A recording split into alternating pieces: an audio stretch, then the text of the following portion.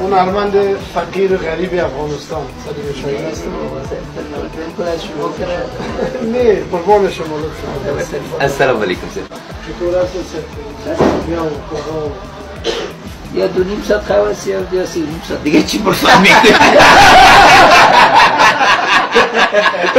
اگر خواهی رو خود زیاد کشید. بله به خاطر ملت مظلوم آدم هر چی بخواهی بکنه بازم کم است. نظر بدیم که در اروپا 7 ایوارد گرفتیم در چند کشور اروپایی، هندوستان.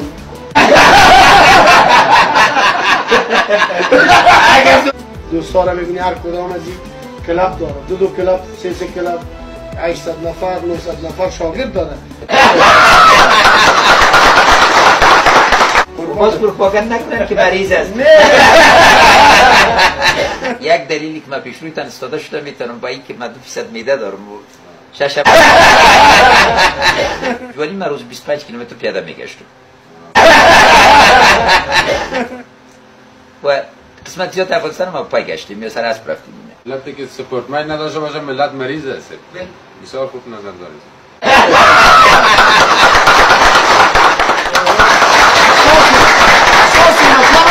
80 فیلم وظیفه ما بالاتر تال کار کردیم که برابر ما یک در افغانستان در اروپا یگانه شخص هستیم که 7 ایوارد گرفتیم. تو فکر بکنید آدم که جرأت میکشه دیگه.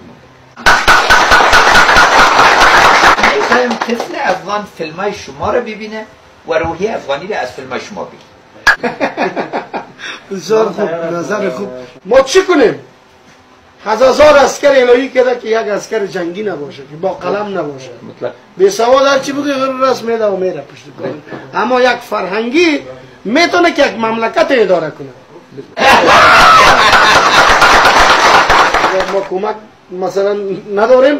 داریم تبصوران ما میکنم. مشترک همراهتان دارم که نگفتم تا دخترم فیلمساز است. قمر نیست.